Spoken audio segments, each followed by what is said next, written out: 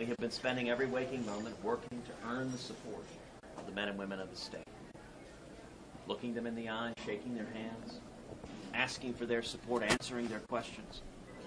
That's what the democratic process is all about. That's how it's supposed to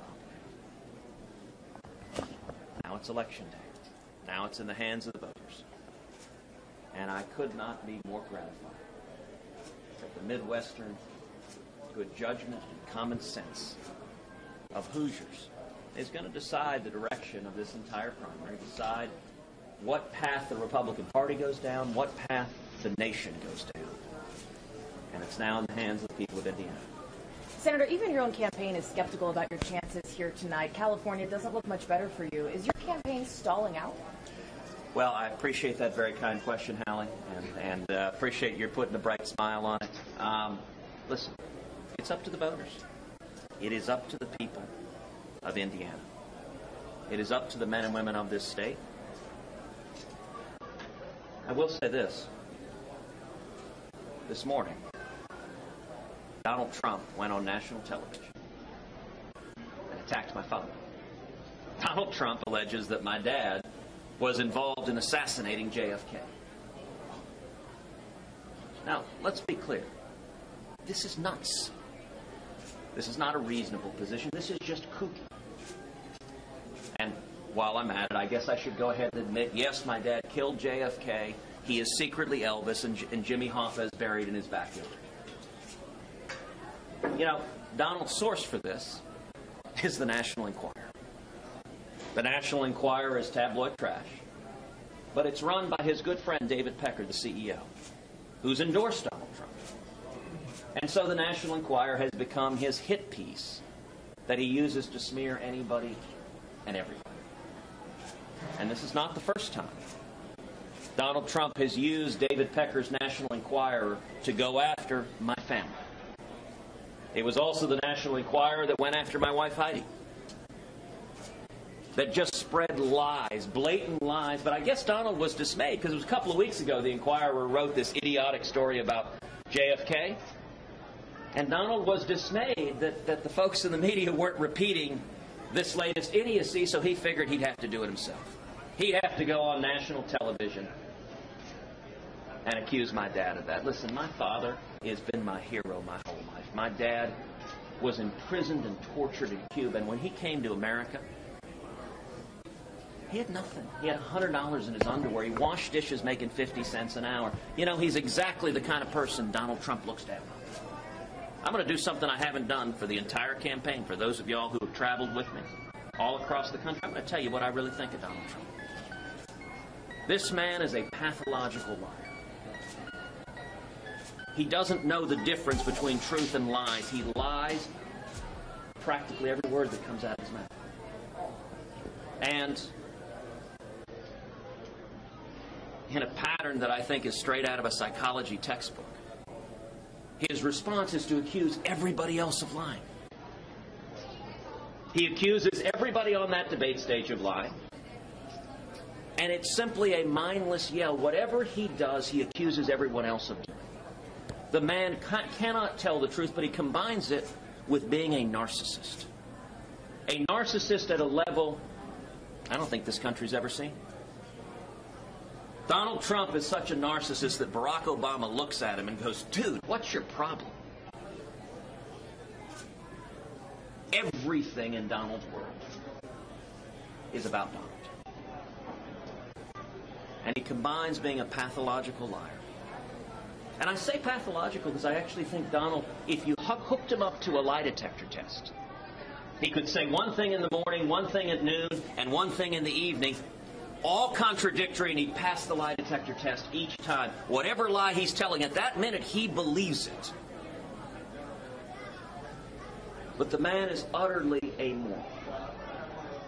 Let me finish this, please. The man is utterly amoral. Morality does not exist for him. It's why he went after Heidi directly and smeared my wife, attacked her. Apparently, she's not pretty enough for Donald Trump. I may be biased, but I think if he's making that allegation, he's also legally blind.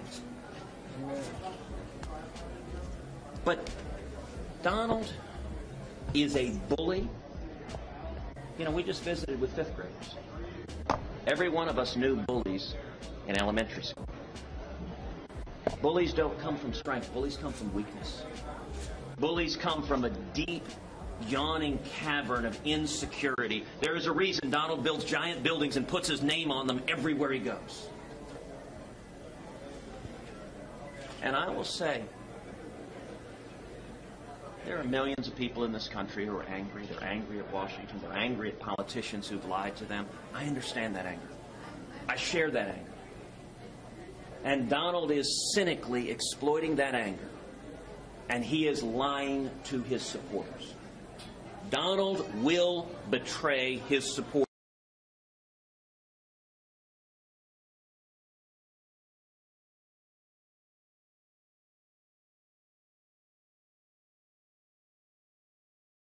Betray you on every issue across the board.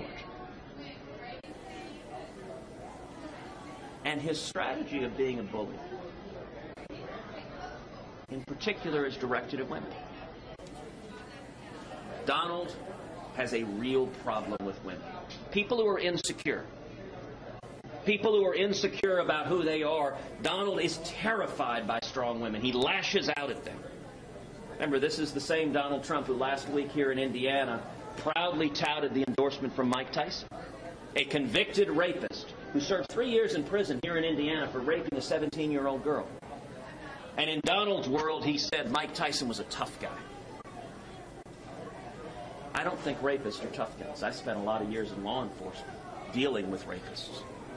Rapists are weak, they are cowards, and they're bullies. And anyone that thinks they're a tough guy, that reveals everything about Donald Trump's character. Donald Trump said Bill Clinton was targeted by unattractive women. You know what? I've been blessed to be surrounded by strong women my entire life.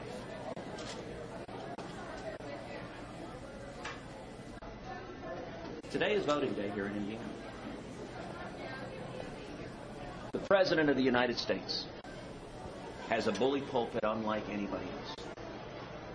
The President of the United States affects our culture. I ask the people of Indiana, think about the next 5 years. If this man were to become president. Think about the next 5 years. The boasting, the pathological lying, the picking up the National Enquirer and accusing people of killing JFK, the bullying. Think about your kids coming back and emulating this. For people in Indiana who longed for a day when we were nice to each other, when we treated people with respect, when we didn't engage in sleaze and lies. And I would note one of the lies he engages in. Listen, Donald Trump is a serial philanderer, and he boasts about it. This is not a secret. He's proud of being a serial philanderer. I want everyone to think about your teenage kids. The President of the United States talks about how great it is to commit adultery, how proud he is. Describes his battles with venereal disease as his own personal Vietnam. That's a quote, by the way, on the Howard Stern show.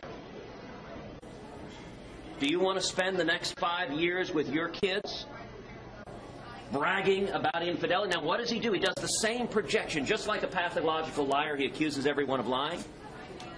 Even though he boasts about his infidelity, he plants in David Pecker's National Enquirer a lie about me and my family, attacking my family. He accuses others of doing what he is doing.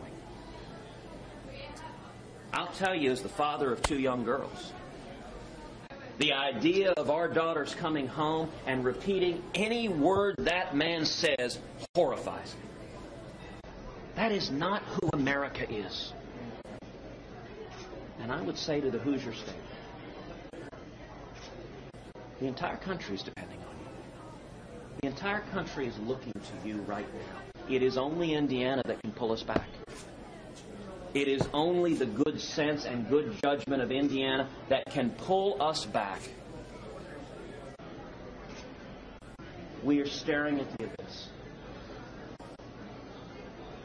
And I have incredible faith